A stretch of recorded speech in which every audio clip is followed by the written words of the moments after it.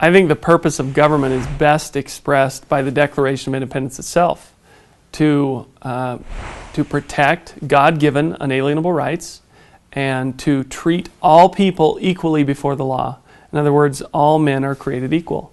And that is the purpose of government. It's the purpose for which our founding fathers created American government, was individual liberty, unalienable rights, and equal treatment under the law.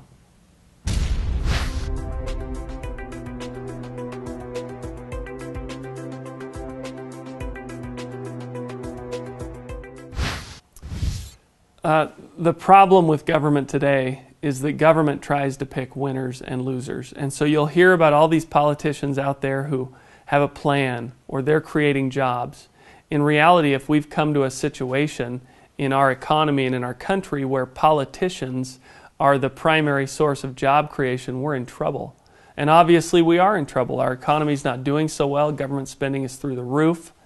Our debt is unbelievable.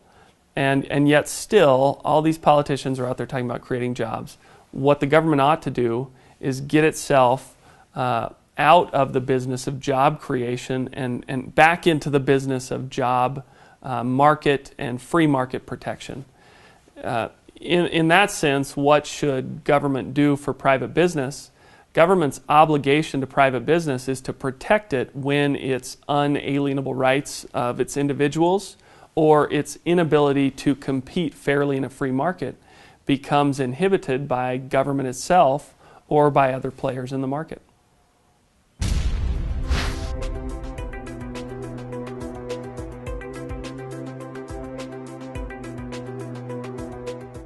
It's very simple. Taxes should be low and uniform. And that's it. The challenge we have in doing that is that government, including the federal government especially, takes too much money.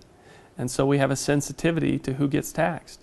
But ultimately, if you want to fix tax codes in the United States and in the state of Utah, they would be low and uniform across the board.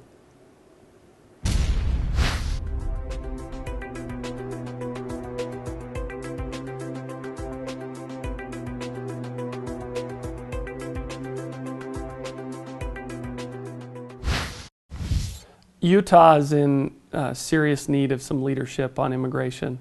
What we did effectively is create a notion that people could come to Utah illegally without consequence. And I think that was inappropriate. I think we need to look back on what the legislature and the governor put into law, which is HB 116, revisit that bill in the very least, repeal it if they can't revisit it and fix it, so that we are not advertising to everyone that you can come to Utah illegally and not suffer consequence. That's inappropriate. Second, as part of that question, we should prosecute anybody who breaks the law. If illegal immigrants are breaking the law, whether it be through fraud or run-of-the-mill felonies on the books, they need to be prosecuted and turned over to federal authorities for deportation in the federal process.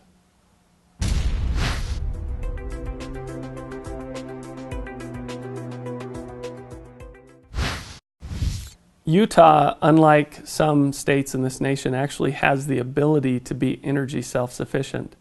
And the first step in making that a reality is getting our lands back from the federal government. Until they turn those lands over to us, which is going to require a really exerted effort by probably the governor, some serious leadership in the governor's office, the state legislature, and other western states through aggressive action and leadership, I don't think we have the ability to be energy self-sufficient. But if we can get control of those lands and begin to use them in an appropriate manner as a state, we'll have the ability to be not only energy self-sufficient as a state, but to positively influence our neighboring states and the United States of America as well.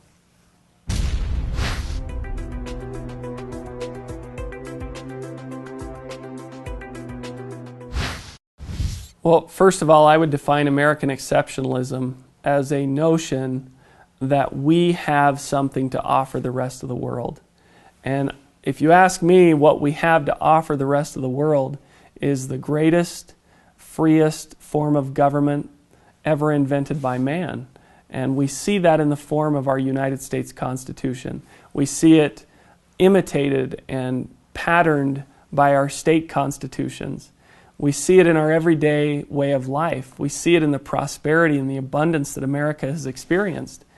And anything which seeks to denigrate that exceptional document and the proof that we have before us of its wonder, of its magnitude, of the potential under it, such as socialism, Marxism, you name it. I mean, any of these counter philosophies, which really are diametrically opposed to a system which is dedicated, again, to equal treatment under the law, individual liberty, and unalienable rights. Any of those things which seek to threaten that document and what it has created, those are the kinds of things we need to guard ourselves against. And not just in our rhetoric, but in the way we teach our children, in the way we govern, in the way we strictly adhere to limited government. I mean, even today, some of the things coming out of Washington, D.C. are in diametric opposition to American exceptionalism as sort of looked at from the perspective of constitutional governance. And D.C. itself is perhaps one of the biggest threats to American exceptionalism. It's this train headed for an economic cliff that's going to destroy our potential as a country to continue going forward, to provide our children with the way of life that we have enjoyed. And so I think we can start right here at home combating the forces that would seek to destroy American exceptionalism through bad policy, through poor choices, through usurpation of state sovereignty and local governance. We can begin right here in the state of Utah to lead out and to bring back, to restore a notion of American exceptionalism as found through adherence to limited constitutional governance.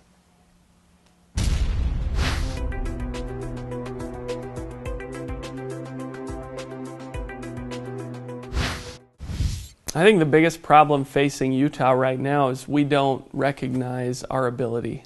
We don't recognize our potential. We are an amazing state. We have an amazing culture with amazing people. Unfortunately, we're satisfied with being pretty great. And in light of what America is doing right now, what Washington, D.C. in particular is doing right now in essentially destroying our economy, Utah needs to step up and be a leader.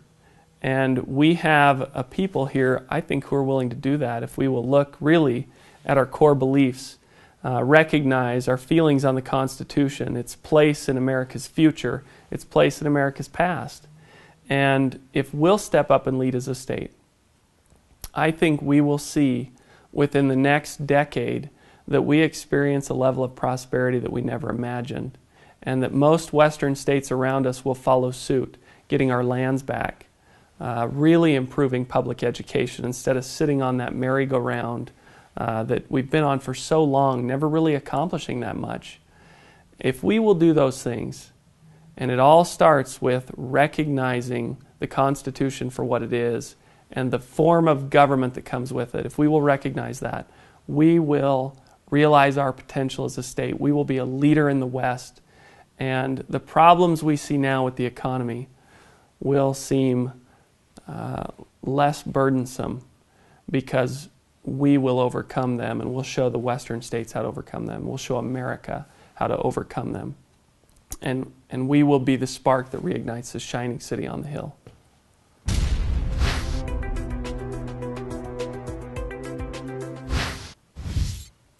It means that government stays out of the business of churches, period.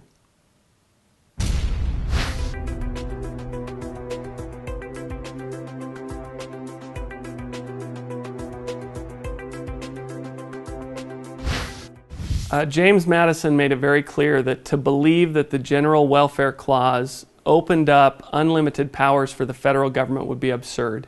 What he said is it is more reasonable to believe that the general statement is then governed by the specifics that follow thereafter. So when we apply the General Welfare Clause, we have to look at it in context of the delineated powers and the delineated government by the Constitution itself. We also have to remember that the Constitution was not set up to reward factions or individuals or special interests, but was to promote the general welfare of the people of the United States of America, as specified by the Constitution.